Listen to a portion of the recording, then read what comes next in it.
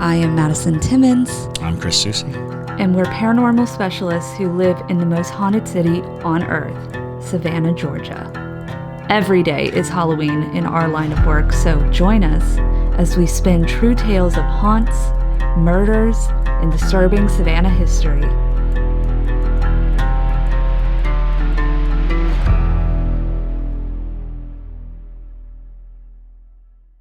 I'm Madison. I'm Chris. And welcome to the most haunted city on earth. Hello, and welcome back to another episode of the most haunted city on earth. My name is Madison Timmons. I'm Chris Susi. And today we are wearing hats. Hats. You might be wondering why we're wearing hats. Yes, or as Chris likes to say, hat cats. The hat cat. Yes. Hat cat is a cryptid that I've just invented. It's basically a cat that disguises itself as a hat. You put it on your head, and then over time, it slowly eats your brains. Fun, isn't it?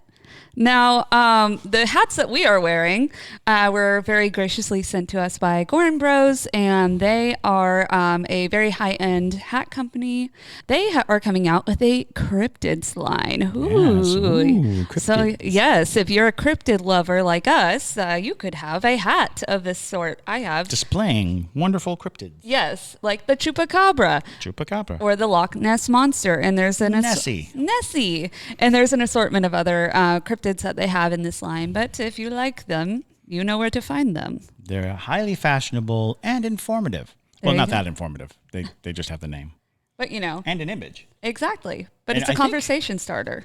Yeah, it's interesting because this is the more goblin-y looking Chupacabra versus the more, dog-like Chupacabra. Yes. I like it though. I'm into it. Yeah, no. When I first heard of the Chupacabra, it was a goblin. It was like a little goblin monster, but over time it has been more identified with like a species of dog of some type. Yes. For sure. Long-snouted. The Sholo. Yes. It is evolved into our dog Tartan. Oh, yes, there you go. So, you got one. Yes. So there you go. But before we get into our episode about cryptids, we did our Savannah regional type of cryptids in the last episode, but this time we're going to be talking about all of the more famous cryptids. International cryptids, if you will. There you go. So, but before we get into that, JT, you have some announcements for us? Yeah, I just want to thank our newest pair junkies, Gwen Staggs, Mariana Z, Nicole Kingbird, Veronica Ramirez, Carla Guerrero, Jessica Teresa, Caitlin Chamberlain, Heavy Impact Gaming, Raven Masters, Arcadia Eklund, and Lindsay Williams. Thank y'all so much for your support. Seriously, we really, really, really, really, really, really appreciate it. And be looking out for some really, really cool stuff coming out actually this week. Yes. So that's exciting. On top of that, we have our website and merch dropping on Halloween. Merch. And we're actually wearing merch. Wearing some of the merch. Yes. I have been pimped out. Yes. We have been for sure. swagged, if you will. What? Yes, and if you can't see us because you're just listening to the podcast. Yeah. I guess me pointing to my shirt. Pointless to the podcasters. But that's fine. Yes, we have fun shirts. They're Bella Canvas shirts. They're very soft and comfy. High quality. Yes, and they say various things. Like JT says, the most haunted city on earth. And Chris's also says, the most haunted city on earth. And mine says, stay spooky, y'all, with the little ghosties. So if you would also like to wear little ghosties on your chest, you can buy these shirts. And we got some good stuff. It's not just shirts. It's sweaters. We have sweatpants with ghosts on the butt. Yeah, booty. bootyful. Booty ghost. Booty. Hashtag booty ghost. Yeah.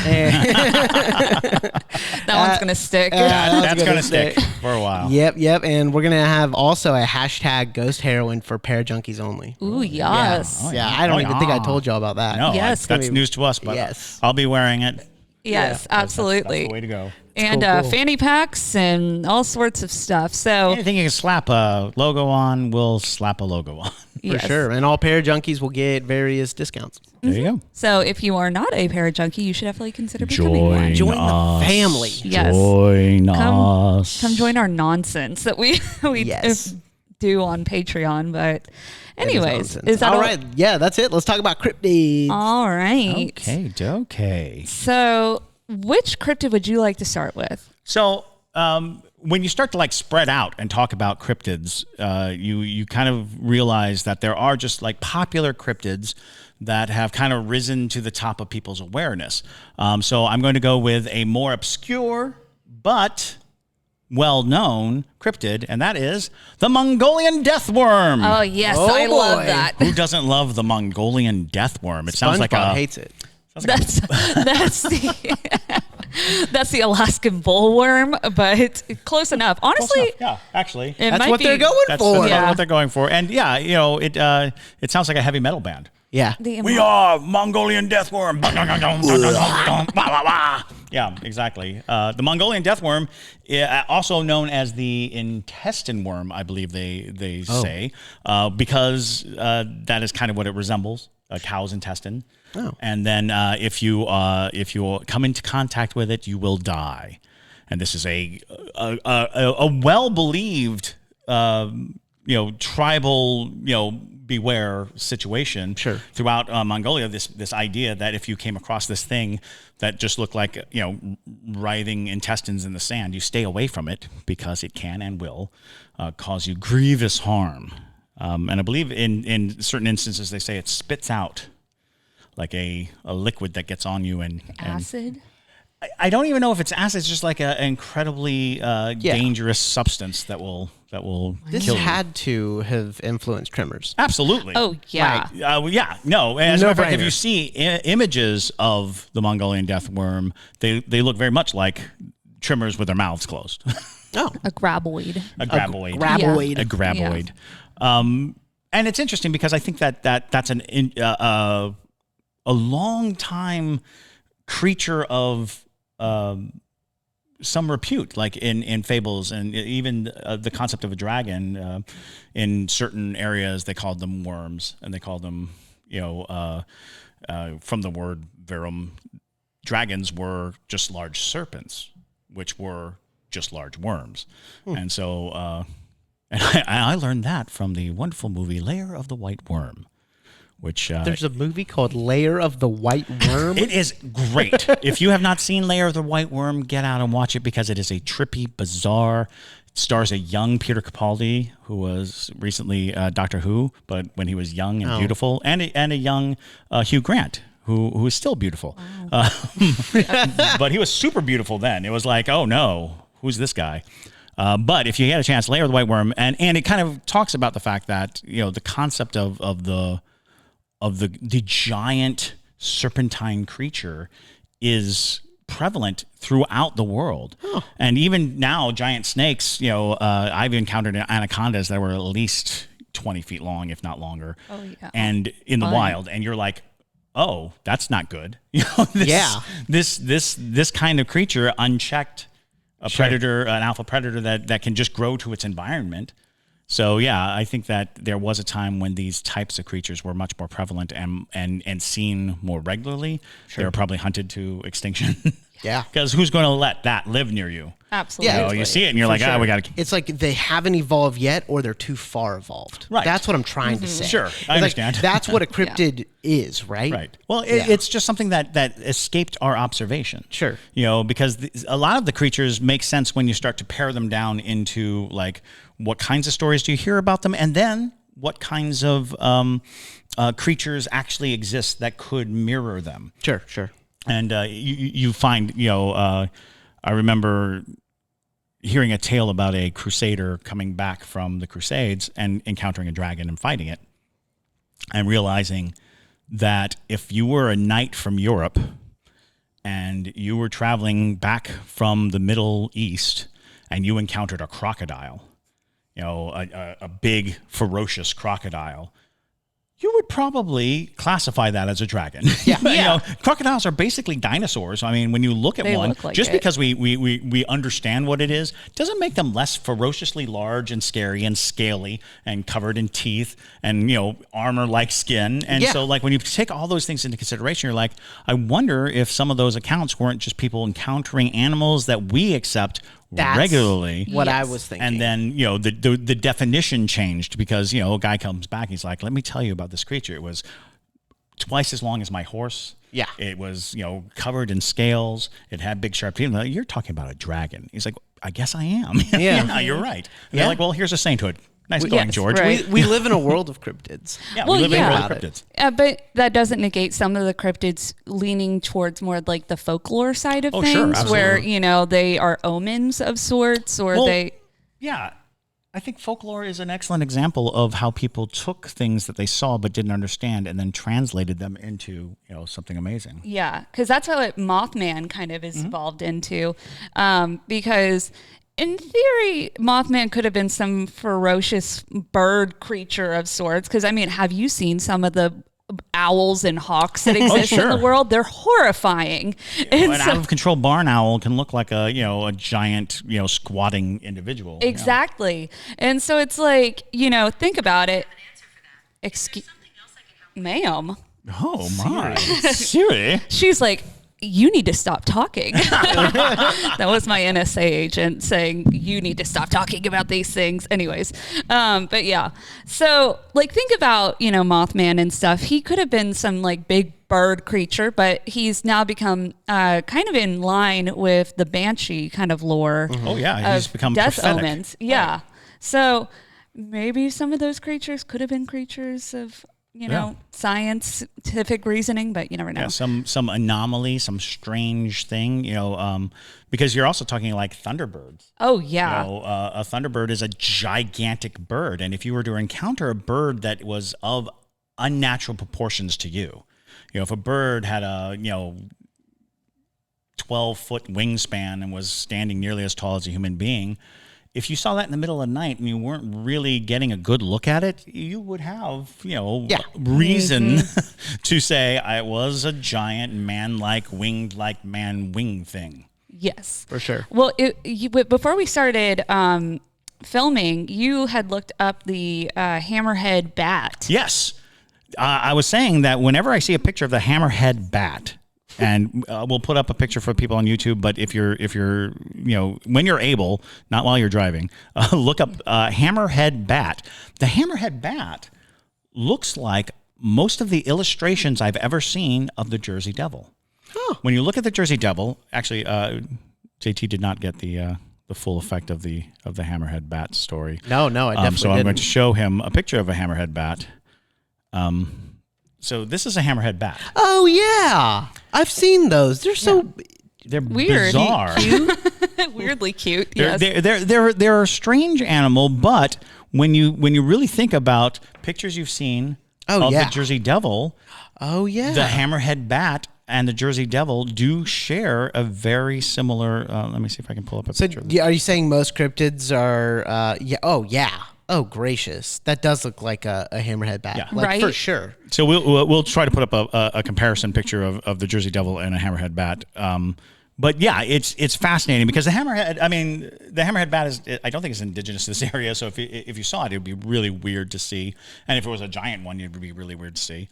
But the Jersey Devil, of course, comes with a very elaborate story of a witch and the devil mating and the birth of the Jersey Devil as the offspring of Mother Leeds. Yes, that sounds about right. Mother Leeds was the name of the witch, and she, had a contract with the devil. Wink, wink, nudge, nudge, and and issued forth the demon, the Jersey Devil, and the Jersey Devil is such a popular cryptid, truly a capitalized upon cryptid. There's a sports team named the Jersey Devil. So, is it a hockey team? Maybe. I don't know. I'm not a We're not sports sporty person. people. I'll look it up. I'll look it up. But that's an excellent example. Again, is there is something in nature that kind of looks like what people describe, and you're like, I wonder if that's somehow it's a hockey. part of it. There you go. New Jersey Devils. There you go. That's wild. Yeah. That's wild. That's like West Virginia having the Mothman statue. They should have a Mothman team in West Virginia, but no, the statue. Oh well, yeah. Yeah. But they honor him. Everyone wants to go there. Yeah. Because I mean, you and I want to go there because we want to take Pleasant? photos. Yeah, Point Pleasant. Point Pleasant. And for those of you who are not familiar with that specific Mothman story, which seems like the establishing Mothman Absolutely. story, was Thanks that, to Richard Gere. thanks to the Mothman prophecies. Yes. Was that townsfolk in Point Pleasant were having these encounters with this very strange thing, this large owl-like, red-eyed flying man. And it was causing all kinds of disruptions to their daily lives, and it culminated in him appearing on a bridge that ultimately collapsed. The bridge collapsed. Yeah. During like peak hours of traffic, and it was such a calamitous thing that most people thought that the Mothman was there to warn people For sure. of this impending catastrophe. And, Yeah. and since then, there have been lots of stories that seem to suggest that the Mothman had appeared before other things as well. Oh yeah, there's a couple stories where he had shown up, and I believe it was Japan. Am I right about that? Maybe it was Ukraine. Ukraine. Before the explosion. At Chernobyl. At Chernobyl. Yes, that's what it was. Right, There right, was reports of Mothman-like creatures at Chernobyl. So that's why he leans towards the Banshee side of lore, which I know some of you people will come at me because they'll say that's not how Banshees work. But when you pare it down to its absolute, essence, a Banshee appears prior to calamitous death. That is a function of the Banshee lore. The Banshee just doesn't show up on a lark. If you hear the Banshee cry, you're going to die. It has to rhyme, right? absolutely.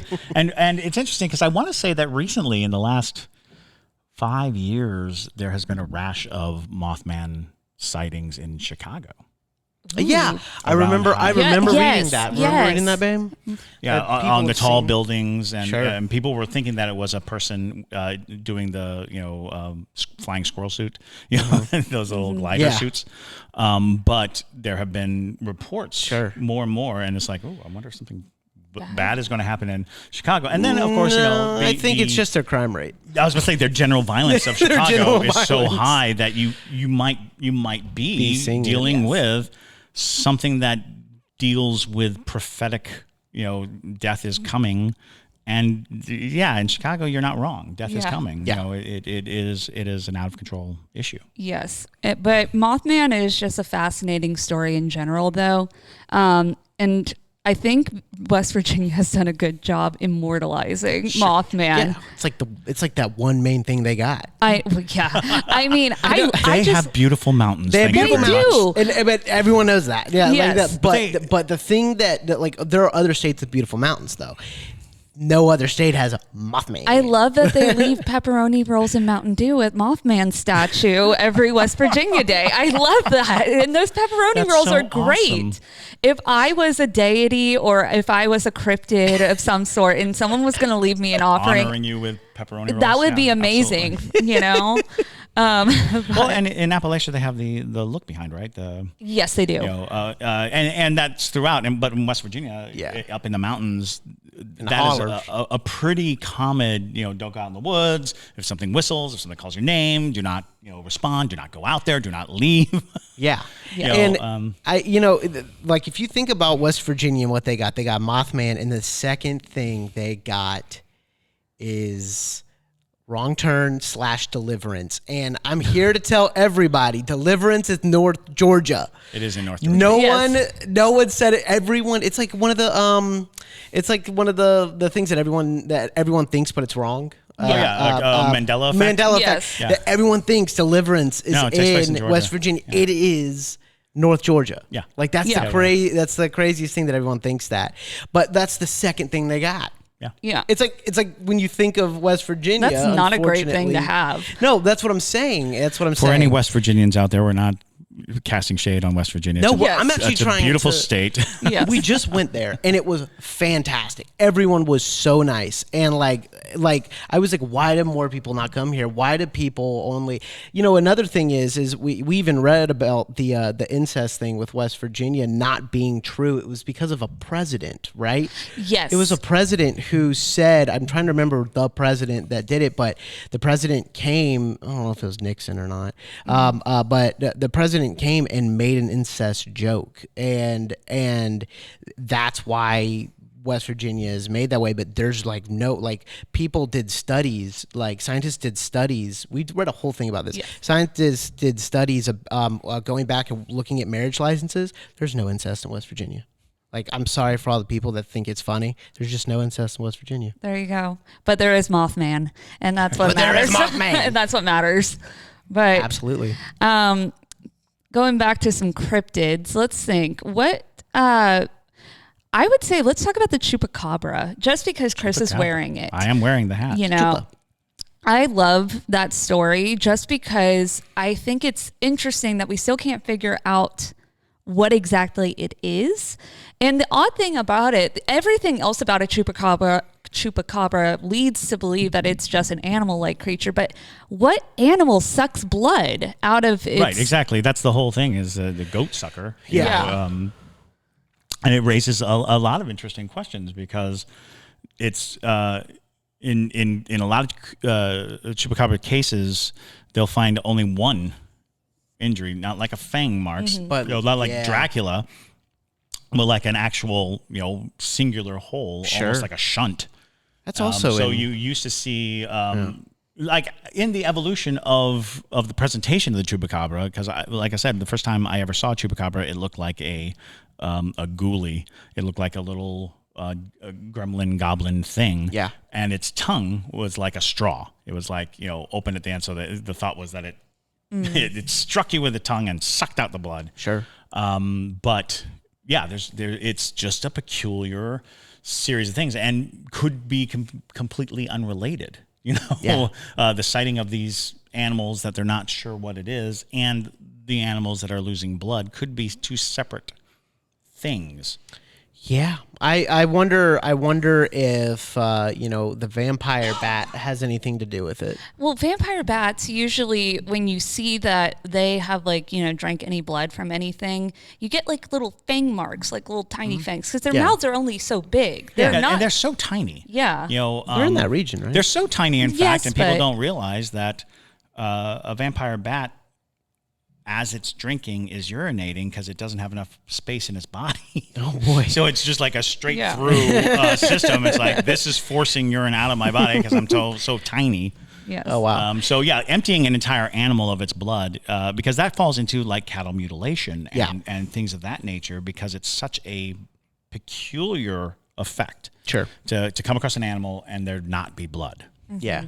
Could it be? If it's not like some evolved vampire bat, could it be a person? Like, could it be like The Descent? In the movie The Descent, how those are like the creatures are actually like the cave divers down there, and they've just evolved to be. I love that concept. I know you but, do. Yeah, I know you. You know I do. It's like one of my favorite movies. But Well, isn't there? Because is it the Bean family? the Bean family.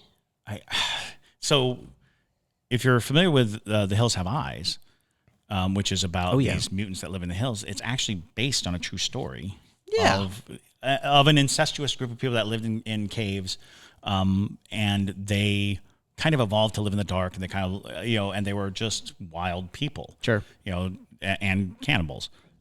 So it does raise that question, like, could it be some form of humor interaction? But if it was human interaction, the more likely thing would be that they're extracting blood for ritualistic purposes. Oh yeah. Because of the way it happens. You don't just show up and drain an animal sitting there. Yeah, It's true. It's. Oh, what were you gonna say? Oh, Maddie? yeah.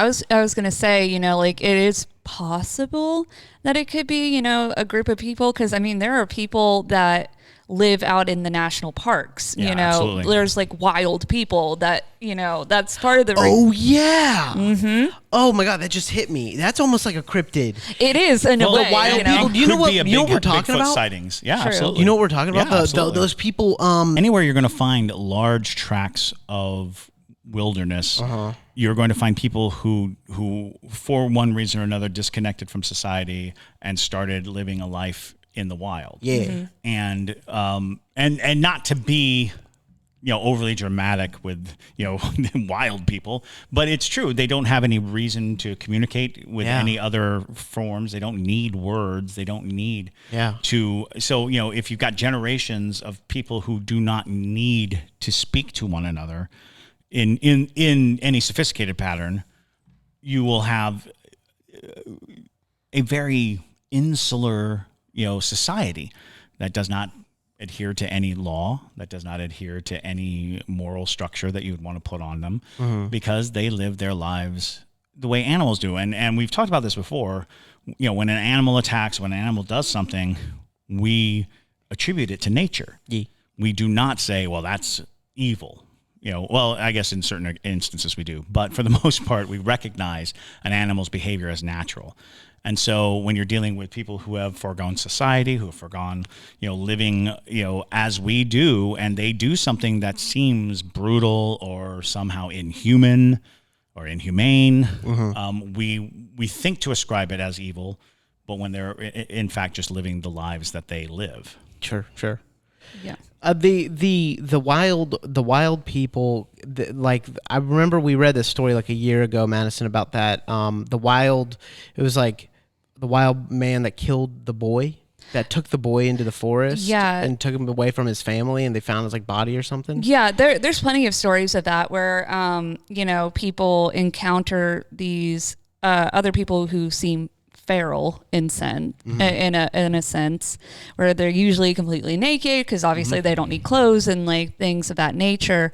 And there's plenty of reports of people disappearing in national forests. Absolutely. And a lot of times that gets attributed to those people who are living out in the forest, you know? Yeah. Why those people are attacking, you know, just random hikers is completely kind of unknown, really. But you got to figure that there has to be a sense of territorialism. Yeah. There has to be a sense of, you know, hunting, foraging, those kinds of things. And as shocking and alarming as it would be to come across a wild person, that wild person coming across, you know, a quote unquote civilized human being must be equally alarming and strange. Absolutely. You know, and so it comes down to this strange sort of, I would almost call them cryptids because they are not well documented. They do sort of still live in lore in a lot of ways, because even when we attribute it to it, we tend to think of it as like this one-off situation or this one in a million situation where there could be communities, there could be some insular group of these people living a life that we can't comprehend or understand, and therefore we call it wild and and attribute them to monstrous proportions and monstrous ideologies. For sure. Yeah. And that's why a lot of the lore in Appalachia kind of leads to, if you hear something you didn't, or like if you saw something you didn't, or you don't go out once your porch lights turn on, you know, things like that. A lot of it comes from people who lived out in these very wilderness dense areas, you know, and a lot of those people who still live out in those communities, they're the ones who believe it the most, because they, a lot of them have seen these type of people, or they've known somebody who was attacked by somebody who, you know, is off the grid essentially. And which makes the concept of luring you out, you know, making whistling sounds, making calls and cries and calling you by name, which is probably the most alarming thing, is to be like standing outside somewhere and just hear your name come out of the woods. That's pretty terrifying. Yeah. What I is can't the think of look a back? single supernatural instance where that's a good thing. No. You know, Yeah. it's like, the look back is basically just something that makes you look back. Right. So like you hear, How does it work? you hear your, you hear your name, you turn around, and they also say you oftentimes will see it like slip behind a tree. So it's also called a look behind. So it's like you just see the edge of it slipping behind a tree. But the concept being, if you pause, if you stop, if you turn, you give it the opportunity to attack. Because that's what it's really doing. It's trying to slow you down. It's trying to bring you closer. So, and I've seen scary interpretations of this being, this creature. It's like a shadowy thing that follows you around. And it inhabits the Appalachian wilderness. And I want to say that most people who live along the wilderness know the rules. Yes. Don't turn around. Yes. Don't go towards it. If you heard your name, you didn't. Yeah.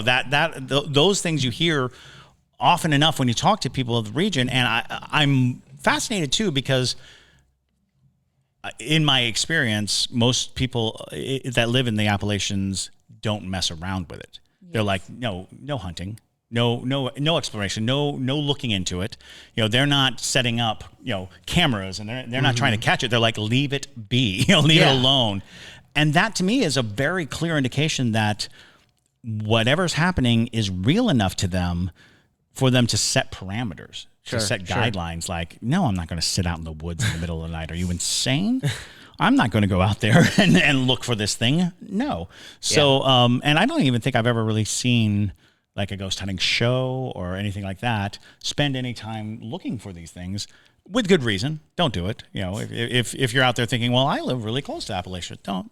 If you do it, message us. Yeah. And find something. If you survive. We're not encouraging it though. I somewhat am. No. JT would this be. This is not a unified front here. Yeah. JT would be the dumbest one, though, to go out into I'd have cameras like up in the trees. He would be the one to die first in a horror movie. I am loving the trap cameras. They put trap cameras out in the woods. So, like, if you go online, you can look up trap cameras, and some of the things they catch in trap cameras are just amazing and eerie, because a lot of times it's like, oh look, these are animals that you would never see. Trap cameras? You mean like trail cameras? Yeah, trail cameras. Sorry, okay. I call them trap cameras because they go off when the trap is set. Oh, when somebody goes across the infrared. Got it. So yeah, in my brain it's a trap camera. Yes. Understood. Yeah, it's true. It's funny how many people have actually caught really creepy things on like their cameras. Children. Have you ever seen Yes. those? Like out in the middle of the woods, there's just like a child like ambling along in the middle of the wilderness. Yeah, that's not right. That's gonna be a no for me, dog. Yeah. Yeah. Well, the black-eyed children. Oh. That's a cryptid. I don't even know if we would classify that as a cryptid necessarily. To a degree. Because even the Mothman is arguable because of the supernatural overtones of it. Mm-hmm. But black-eyed children, and we've talked about this on the podcast before, the black-eyed children are a relatively new addition 80s, to the pantheon of weird things that you might encounter. And I always I rank cryptids by intelligence because the black-eyed kids seem to have an intelligence and a manipulative aspect, and they seem to be an interactive thing, which puts them more squarely into supernatural, paranormal than it does necessarily cryptid. Because, and I'm again, without any expertise, I usually call cryptozoology and cryptids creatures that could exist but are misunderstood by classification. So these are things that people have witnessed, seen, maybe turned into folklore, maybe brought upon. Black-eyed kids are just creepy, just weird, and they have a goal. And I've heard of people who actually succumb, who say they let the kids in, or they did this or that, and they almost fall into a category of, I believe we talked about this, fae. Yeah, that's what I was going to say, is I feel like they're less cryptid, more fae, which I know JT doesn't understand the vast. I do. No. When we talked about black-eyed kids, and I was like, they're fae. You don't want to mess with them. Don't mess with fae. JT's like, they're just fairies. They don't do much. Oh, ouch. Yeah, and I'm like, nope. It was funny. We got a TikTok question one time, I think recently, saying like, can you do an episode where you explain to JT why fae suck? And I'm like, honey, I've been trying. I have been trying. It is hard. That's actually so funny. If you know, you know. But Yeah. Yeah. Fae, though, do like align a lot of their rules that they have to adhere to are very similar to things that the black-eyed kids have to adhere to. Like they have to be let in. They, Sure. tend to have malicious intent if you break the contract with them, things like that, where they're trying to get something out of you. It's very one-sided, parasitic almost. Yeah. And a lot of Fae fall into that same kind of energy. Yeah, the classic stories of the Fae and the concept too of the Fae in general is that they are in an easier way to explain it, they live in a dimension other than our own. They trespass into our dimension through portals, fairy rings, things of that nature.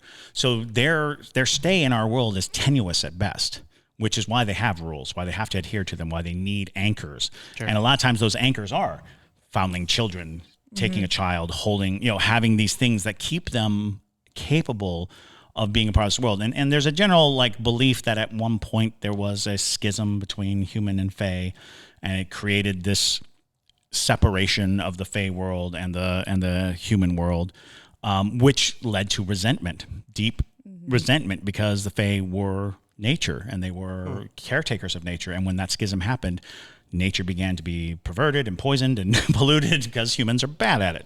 So, there's a lot of great layering of stories to be had, but in those, and this is like the one angle to look at it to make it make more sense, because we tend to think of fairies in that, butterfly winged, gossamer winged little things Tinkerbell. Tinkerbell. that prance about and have, like my first introduction to the idea that fairies were what we thought they were was in the movie Labyrinth, where he was spraying the fairies with insecticide, and she picked one up and it bit her. Oh yeah, and she's yeah. Ow! And she's like, it bit me. And he's like, well, what did you think a fairy would do? Yeah.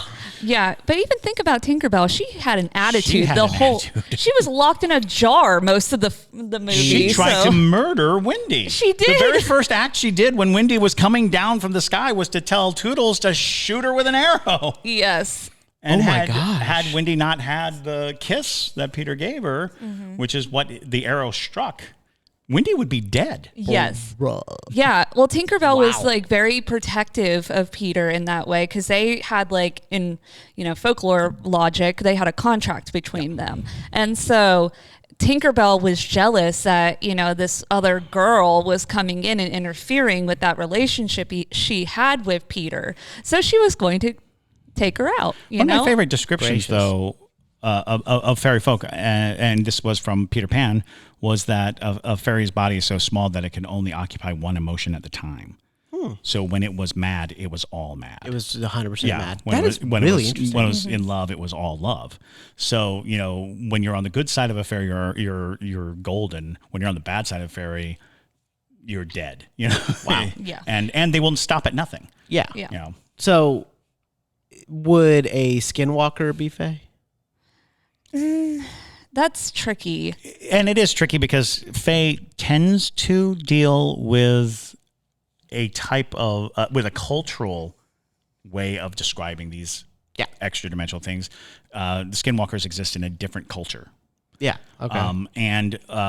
Because if you take in the indigenous peoples, they tended to revere nature with almost as much love, care, and responsibility as you would expect from a Fae culture. And I think that granted them incredible supernatural access. So Sure. I think that in the case of the indigenous peoples of the Americas, where the skinwalker sort of derives from, you're now dealing with people who were far more in tune with nature than the common Westerner. Yeah. And I think that rings true for most pagans are far more in tune with nature. Most Wiccans, most people who follow any other course than the course of progress. Yeah. People who still recognize it. So the main difference is I don't know that you would identify it as fae simply because it's not the culture it's derived in. Yeah. If that makes sense. A lot of the Because a lot of the lore is very similar. yeah, it is. It's very similar. But with like, you know, when you get into Skinwalker and like Wendigo, like lore and whatnot, it does have way more supernatural abilities than like necessarily, you know, and way more human connection than a fae. If they're not cryptids, then there's a lot less cryptids than I thought there were. Yes. That is an excellent point. Yeah. There are not many cryptids. Yeah. Cryptids are fringe science, meaning we could possibly stumble upon one. Like Bigfoot. Perfect example. Bigfoot is a cryptid because there's enough awareness of his existence, but not enough proof of it. Gotcha. You know, and without the proof, he remains something that people could say doesn't exist. So when you start talking about various creatures, and you know, it's like saying a goblin is a cryptid. It's like, well, a goblin's not really a cryptid, but functionally, if you were to see something that acted in nature with some kind of thing, Under a bridge. Yeah. Wanting money. that would be a troll. Thank you very much. Oh. Yes. Duh. Well, and that's fascinating too, because in is it Norway that they believe in trolls? Yes, yes, Trolls it is. and goblins and It's stuff? all So, up in that region. Yeah, if you're in that Scandinavian region, trolls might be more considered cryptid than not. You know, might be considered more likely to be encountered. There are like laws. It's all about where you are, really. Yeah, exactly. Absolutely. Exactly. Yeah. That's why I think, like, you know, the Wendigo and Skinwalker, since I associate those paranormal entities or supernatural entities with specific regions of the world. That's why I think it's a cryptid mainly. Because you can ascribe it to a place. Yeah, and yeah, describe it. absolutely. That makes sense. And you know, I think it is a pretty broad term, actually, cryptid. I tend to lean towards because there has to come a separation point. Yeah. You know, because like when you say the ghosts of Limp Mansion. That's a very specific place. It's in Kansas,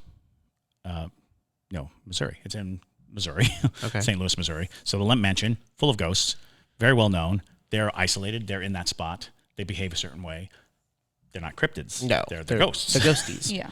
But there are like creatures that have more to do with paranormal derivation Yeah. than natural evolutionary pattern. When defining a cryptid, though, like, so with the ghost idea, you know, they stick mainly with like one area. I mean, one like very specific area, a room, you know, an object, Sure. a person. But with cryptids like the Wendigo, or entities like the Wendigo and the Skinwalker, they go all over the place in that region, right? Yeah. Well, and this is a tricky one because even when you get down to it, the terms Wendigo and Skinwalker, while the attributes of things may be similar, it's actually very localized. Skinwalkers are a very specific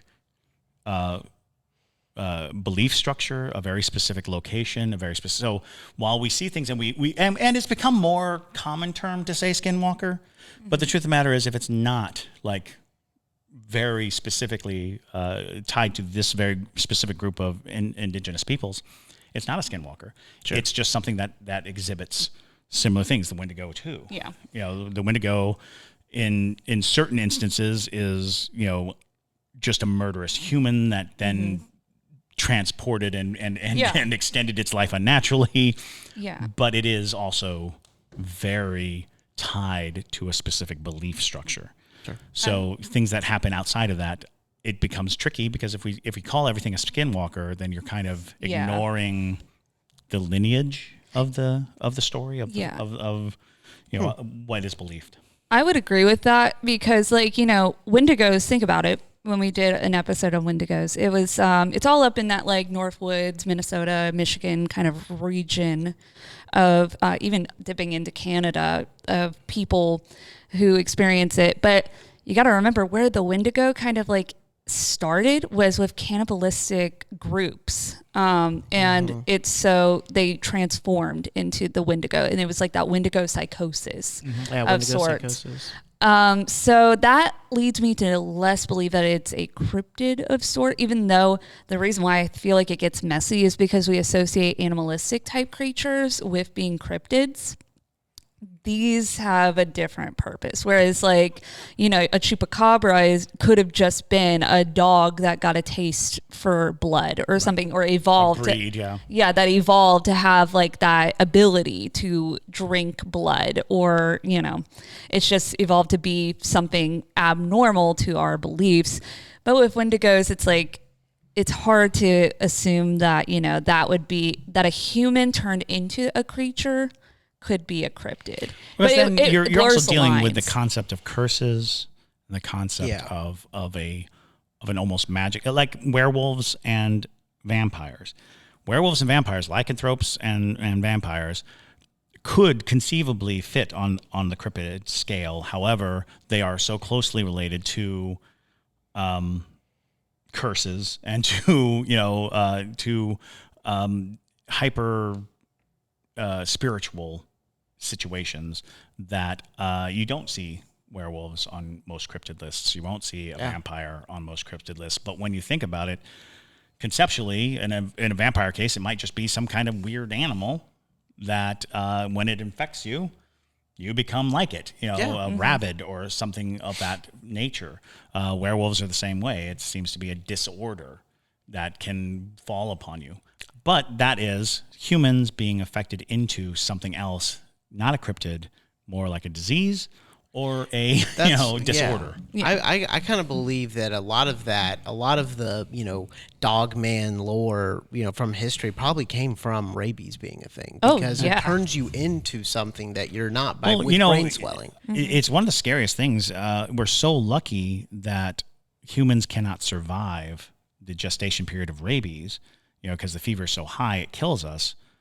Because if we could survive the fever, we would turn into, you know, aggressive, horrifying, you know, it's the rage virus from the 28 Days Later series, those movies. They're zombies, quote unquote, but they're not. They actually have a survivable rabid, you know, they have rabies, and they're able to survive the fever. And once you survive the fever, you're just incensed. You're just insane. You're just, you know, what makes a mad dog is that it's no longer killing for food. It's killing for sheer agitation, for sheer, you know, paranoia. And to think that if you could affect a person with that, what would they be? And to think that in history, there may have been people who could survive, you know, anomalously survive rabies and then come out the other end just mad. Sure. Just crazy. Yeah. Don't give Putin any ideas. Oh my God.